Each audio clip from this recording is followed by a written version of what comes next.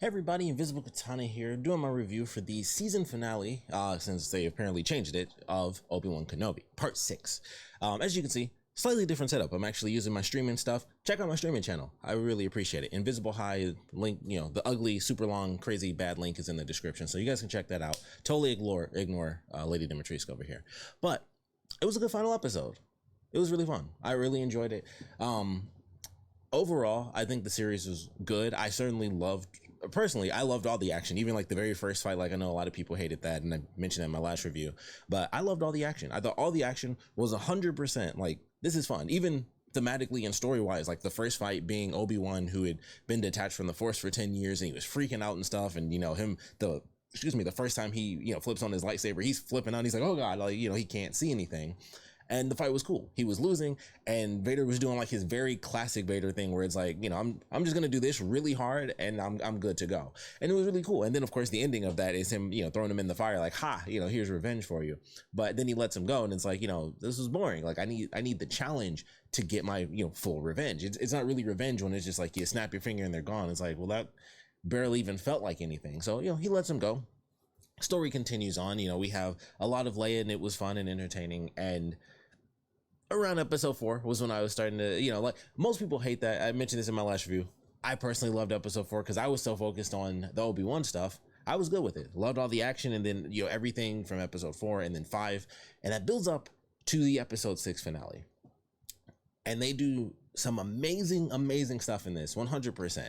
The fight is super cool. We get Obi-Wan just, for whatever reason, just being like, here's a bunch of rocks. And he's just like, it's just pellets flying in on Vader, and he's just like cowering. And it was like, you don't really see that. Like, no one beats Darth Vader. There was Luke Skywalker, and then that was really it. That's it. Everyone else is killed.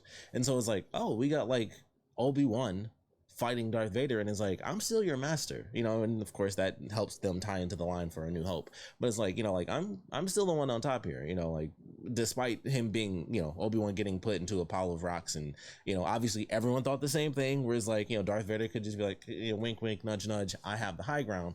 But it would have been super cheesy. I personally felt, I know a lot of people were like, they would have loved to have heard it. I think it would have been super cheesy personally. But as it's like, okay, even with all of that happening, he had his anime moment where it was like, oh man, I'm defeated and weak. And then he thought about his adventures with Leia, and that one scene that they had of Luke, or like the 2 scenes they had of him like in bed and him playing around. And it was like, no, I got to do this. So it pushes everything off, has his big Spider-Man moment. And it was cool. Like, even before that, it was sick. Like, they were going through, and I was like, oh, the speed to this battle is really entertaining. Like, I love the speed of the fight and everything. And, kind of the back and forth of who's winning versus who's losing. And Vader had, like, one of the coolest lines ever, where he realized, like, okay, he's basically at the point he wanted him to be at in episode 3, where he was like, oh, your strength has returned, or, your powers have returned. And then he was like, but the weakness still remains. And I was like, that is such a sick line. Like, oh, you got your powers back, but you're still pretty weak. And I was like, obviously he was proven quite wrong by the end of this episode. But I was like, oh, that's a sick line. And, they're having their back and forth, and Obi-Wan's, he does the thing, and it was like, that's it, just like episode 4, where everybody was already dead, and he did the flip, and then he held it. And I'm like, there's literally no one here to see you do this. But it was the Obi-Wan, like, useless spin, and then he caught it for like half a second, and he was like, I don't need to pose. And it was like, pointless, but it looked great, and it felt great. So of course he does the 2 fingers, and it was like, it's happening.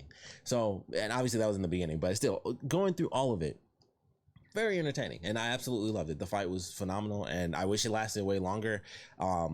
It had the unfortunate, very classic issue that I have with literally every single Star Wars battle, which is, and it's funny, I feel like this only really kicked up during the prequels, and then of course it kind of continued with the sequels, because in the original movies I felt like the battles, aside from Return of the Jedi, which was like, Luke versus Vader was almost like 18 hours long, because of just like, it was the culmination of everything. Like, there was so much happening, it made sense to kind of split back and forth between their actual fight and then the literal battle on the moon that was like right next to them pretty much. So it was like, that made sense. And then when the prequels came out, nobody cared about Anakin going to space. Like, let's be honest. We wanted to see a guy who had a double-sided lightsaber. It was like, who is this dude with horns and a double-sided lightsaber? That's all we cared about. It was like, how'd they get from point A to point B? That's all I want to see. It's like 15 minutes of just them.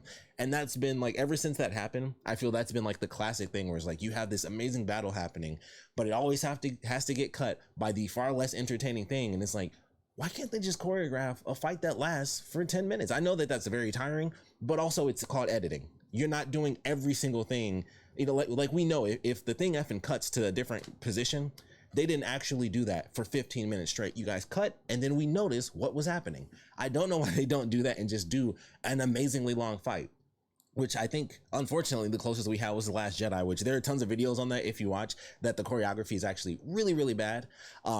It looked great, but there's some videos that point a lot of things out, and it's like, huh. You know, when you first watch it, you're just like, oh, okay, this is fun, this is cool. And then you watch those videos and you're like, oh no, this is really bad choreography. And that's unfortunate. And I feel like that's the longest fight we've had, you know, without a cut to it. So we have this amazing battle, the one that everyone was waiting for. It's technically the third fight, if you count the training flashback, which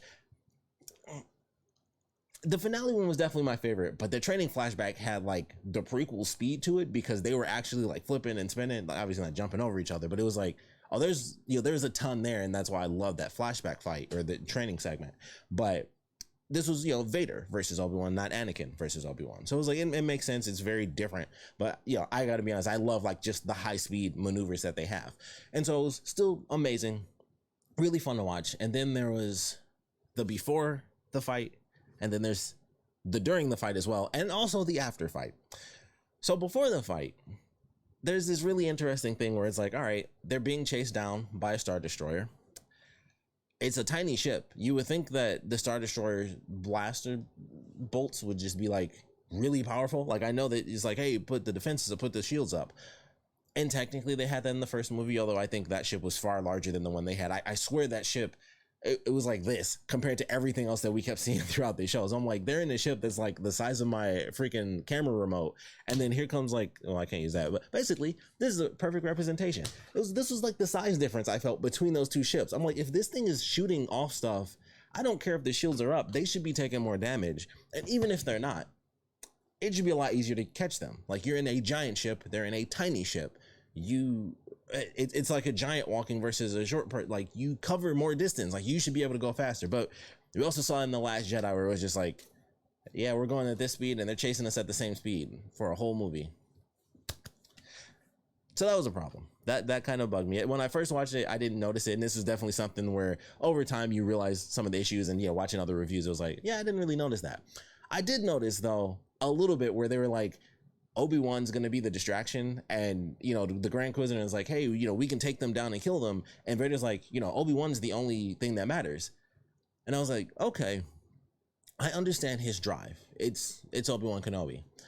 And then he turns and the whole ship turns, and I'm like, okay, so that little ship, this ship had an escape pod that was like this big. I'm holding a freaking, what the F is this? Tiny, is a thing for my daughter, like little hair rubber. I could not think of the term rubber band. So that had a little tiny itty bitty escape ship. But the big effing Star Destroyer didn't have anything. Vader couldn't just leave himself and be like, okay, you guys do this, I'm gonna go over there. Clearly that happened because he went down to the planet. The entire Star Destroyer didn't drop down to the planet and then Vader came walking off like, oh man, that's like the coolest thing ever. No, he came down on a ship that was on the ship. So I'm like, I don't understand how the whole ship needed to turn. It was like, well, he had the tiny ship had an escape pod. You don't have like a TIE fighter. Like that's his whole thing in the first movie. He had his own TIE fighter. And it's like, so you don't have, like, he might not have that yet. Sure. You're on a Star Destroyer. You have something. Somebody's got something. They're stormtroopers. Like, they're not just walking around eating lunch all day. Like, there's something there. If they get into a battle, send out the effing TIE fighters. So it was really weird. It was a very odd thing where it was like the whole thing was diverted because they were like, let's go after Obi-Wan because Vader made that decision. But they had the resources to do both things. And it makes no sense that that giant ship turned, which once again, like I said, I technically, I think it was even in the other movies where it was just like, yeah, it doesn't matter how big the ship is, just if you have shields, you're good. But the fact that the whole ship needed to turn is very odd to me. So for whatever reason, that worked. And so Obi-Wan's the distraction, and then it led into some amazing stuff. And then that's where you have the in-between amazing stuff, which is Reva, whatever her name is. And it was whatever. Owen and Beru fighting, I thought was super cool. Apparently they've done stuff, it's Legends now, like most epic things are. But I didn't know this, but apparently they were like a part of freeing slaves. It was like a pseudo underground railroad type of situation on Tatooine. So they're actually fighters and stuff. And it's like, oh, I never knew that ever. But you wouldn't know that even from the show. But it was still a cool moment. It was a crazy moment, but with that context of something that literally was never once referenced within the actual series itself. Oh, that makes a lot of sense. They're actually used to fighting and stuff like that. And, you know, for Owen, it makes sense that he'd want to leave because he'd want to lead this person away from his actual nephew. And for Beru, it's the same thing. It's technically her nephew, but not really blood nephew. It's not the same thing for her. It's like, for him, it's like, you know, like, I got to protect like this kid. He's my nephew. And for her, it's, you know, it's her nephew, but still is like, yeah, we'll take her down. And they fight and they actually end up surviving. Reva goes in, she's all left up.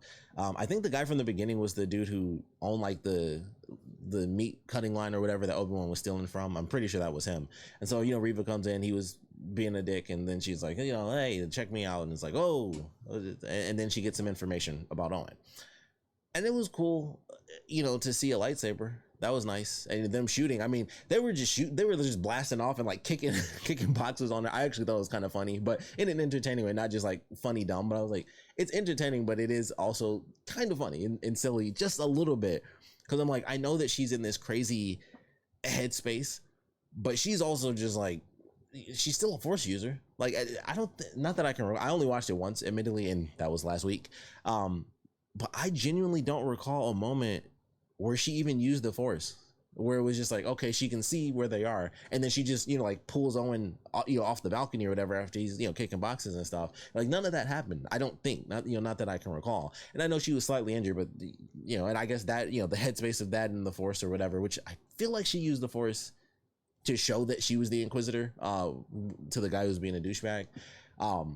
So I don't know. I was just like, okay, you know, like I said, it was entertaining just to see it because it was technically an action sequence of her kind of being like Terminator-esque going after Luke. And then I don't know why they did this, super random, but they threw in the piece from A New Hope, which was also recently in the Book of Boba Fett when they did the Mandalorian episodes. That big piece that they tried to use in the trash compactor to like keep the walls from closing in. That's what Owen had when he actually like hit Reva. That's the thing that he hit her with, was like, I don't know what that piece is called, but I know it has a name. But like that long piece was exactly the one that they had in the trash compactor. And so maybe they were just like, hey, we made that reference in, you know, Boba Fett. Let's just use that prop again. So I thought that was super funny because I was like, now that I recognize that, is like, that's actually hilarious. So he got, you know, got a decent hit in, and of course her stomach being injured / not injured, or, you know, whatever the deal is with that. I know that that's the whole deal now with, like, you know, Qui-Gon was just ruined, but effing Darth Maul, who died right after him, was literally split in half. Reva's been stabbed in the stomach twice. The Grand Inquisitor got stabbed in the stomach. It's just like, man, Qui-Gon got a bum deal, but it was just his time. He was old. So she's slightly injured. It makes it harder for them to, you know, take her down and everything. And so, of course, she ends up defeating them. She goes after Luke. She uses the Force on him. So she definitely used it. But I really don't remember her using it against the people actually fighting her. I could be wrong. Like I said, I only watched it once. I just don't remember her doing that because I'm like, she knew exactly where Owen was. And there's definitely a point where she like deflected the blaster bolts, but she obviously didn't like hit him or kill him or anything. And I'm like, she knew where he was. And maybe I'm misremembering, but I'm like, I just don't feel like she used the Force during that moment, because she could have easily just been like, oh, you're there. You know, exactly what she did with Luke, and just like pull you down. Beru, same thing. It's like, oh, I see you over there, and just like bring her towards you and slam her into the ground. Some, you know, very simple, basic Force pull.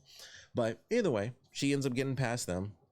They both live, naturally, for later deaths. And she gets to him, she knocks him out, and she ignites her saber, and she sees herself as a kid. And so she's having this moment, and I was fine with it, where I was like, yeah, I can't say I was like, oh man, is she going to kill Luke? Obviously there was no question there. It's how is she not going to kill him was really the question. And it would have been cooler if it was a fight against Obi-Wan. That would have been sick, of course.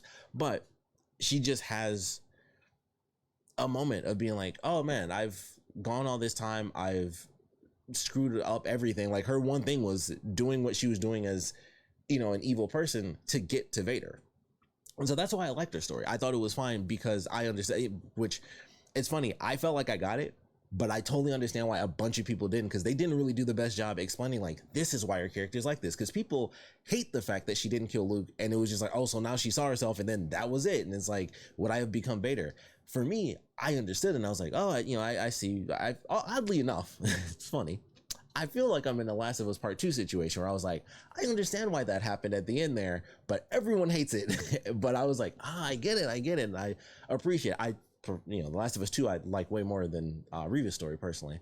But it was just like, okay, she decides not to kill him because she sees herself and she realizes that technically, I think it's just the fact that she failed. Like, had that been obviously any other mission, which, we don't know if she killed kids, but everyone does reference the fact that they had a youngling in the, Fortress Inquisitorius, and she's probably killed some kids. She's definitely killed some people. I mean, she was chopping hands off in episode 1 just because the woman was like, hey, you can't do that. And she's like, watch this. And just chopped her hand off and was like, oh man, that's the coolest thing you effing did until you got your ass beat, which is a very unfortunate thing for a character. It's like, you can't have a character only be cool because they did one little evil thing, and then the second coolest thing they ever did was get beat up by a better character. And it's like, that makes for a bad character. Personally, I feel like that makes for a bad character. But hey, Vegeta survives. He's always getting tortured. But I just didn't like it for her character, and that change in the end, like I said, I thought it made sense because it came after finally realizing I'm not going to defeat Vader. I had this plan and I was just a piece of crap across the galaxy, and I failed completely. I completely failed. He beat me using the Force and then just broke my lightsaber and was like, there you go, let's see what happens. It's like, you were defeated in such a monumental way. All you can do is reflect. Like, at that point, like, he beat her so bad, all you can possibly do is look inward. So I feel like it made sense. She got to that moment, saw herself, and was like, I would have just turned into him officially. And like I said, I thought it made sense, but it wasn't anything that really mattered.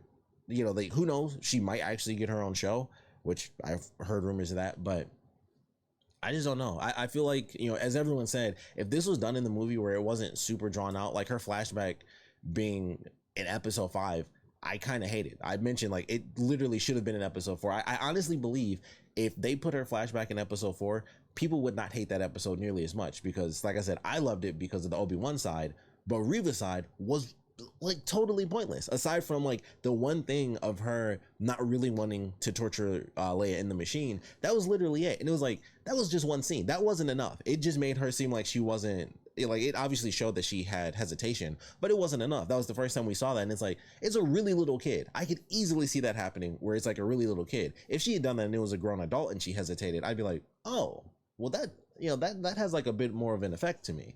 But it was like, it's a very young child. It makes sense that somebody would have hesitation about that, except for Darth Vader. But I don't know. It was just one of those things where they could have done something great with her character. 100%.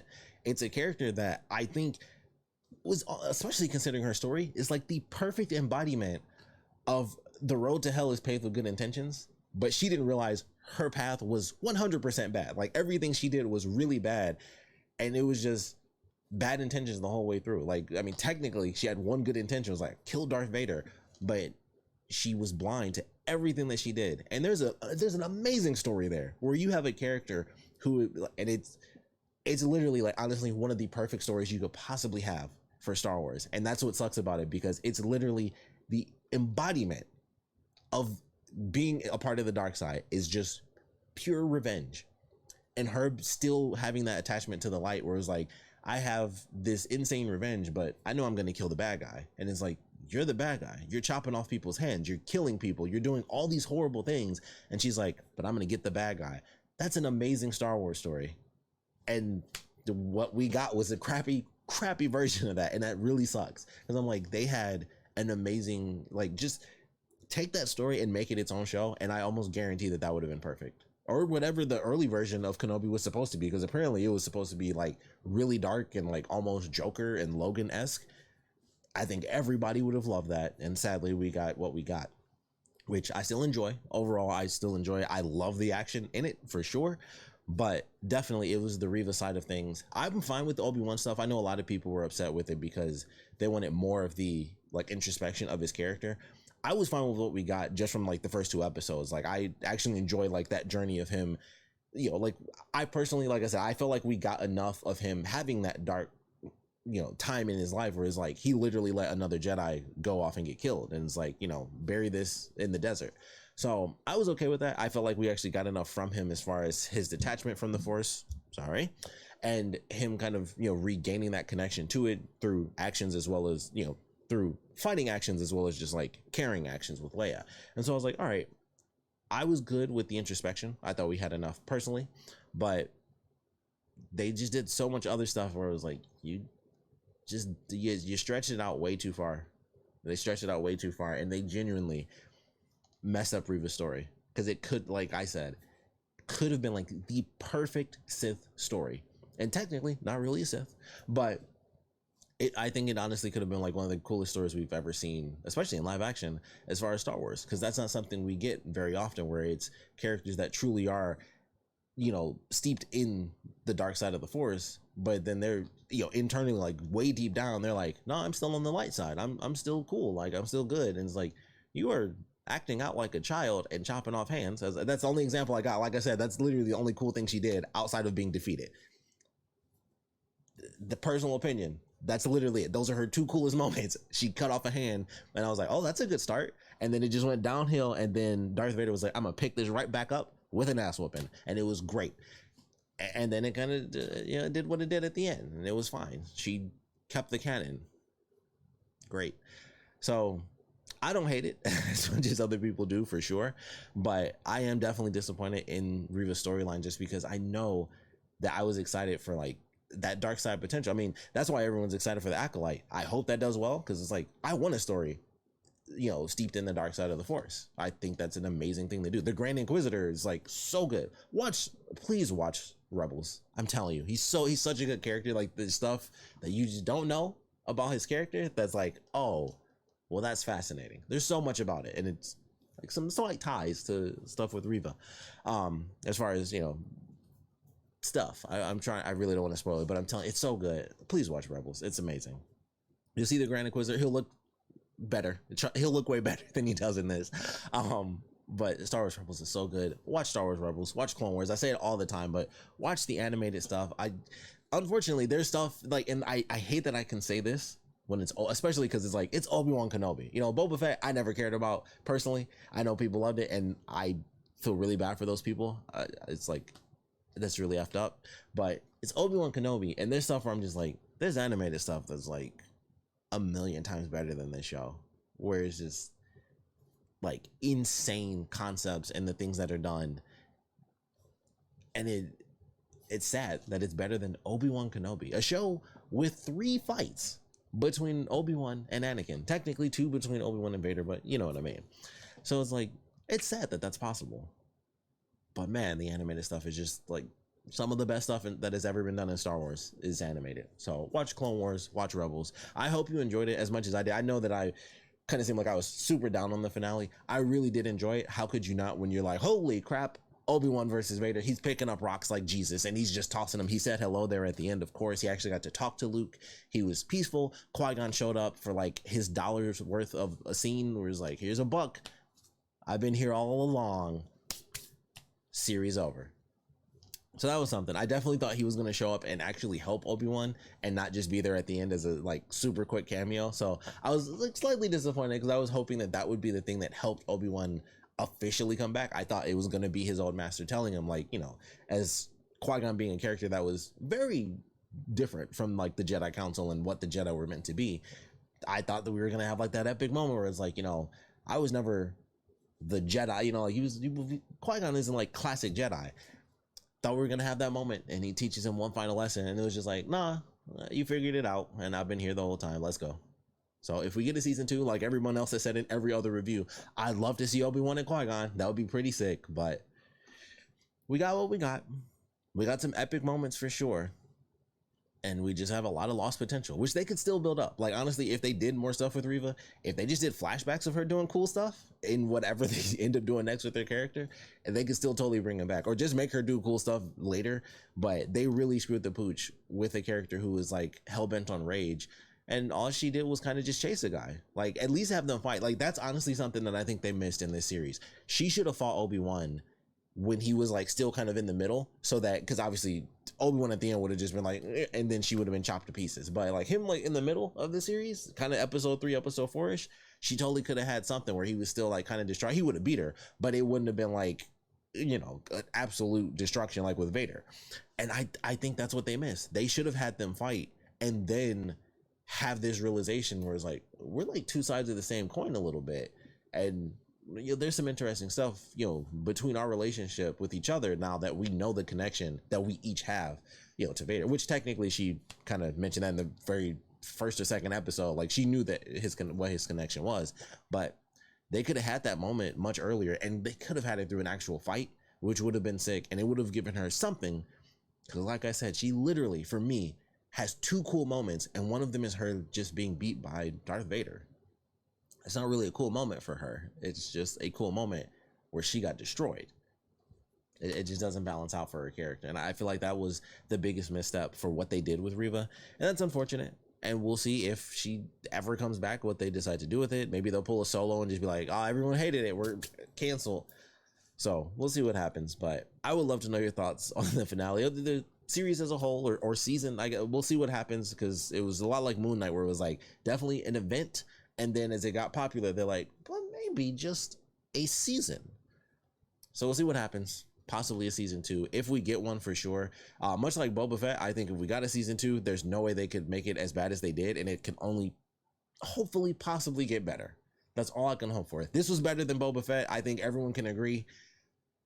I still don't get why that droid was there in that last scene of the season finale. It made no sense. It's just like the droid, they aren't even near the back. Oh my god, I didn't even care about Boba Fett, and I feel so bad for fans of his character. That was so effed up what they did to Boba Fett. But I think Obi-Wan personally had a good story in it. I enjoyed it. It was just the Reva side of the story, which was an unfortunately large chunk of her kind of just walking and being like, I'm going to get from point A to point B, and do nothing cool from anywhere in between or around that at all. And that's why her character kind of sucks. For me, everything they had with her character was in there that was good. And they just stretched it out way too far. And they didn't give us anything good in between. Like, you can't tease something for that long and not do something cool. And that's exactly what they did. And that's why her character, I think that's the main reason her character kind of fumbles. Is just, they just waited too long to do the important stuff. And they didn't do any insignificant cool stuff in between. She had nothing. She does nothing. I don't think she even kills anybody in the whole fucking show. I just thought of that. I don't think she kills anyone in this show. She does nothing. That is, and there you go. That's what makes her character fail.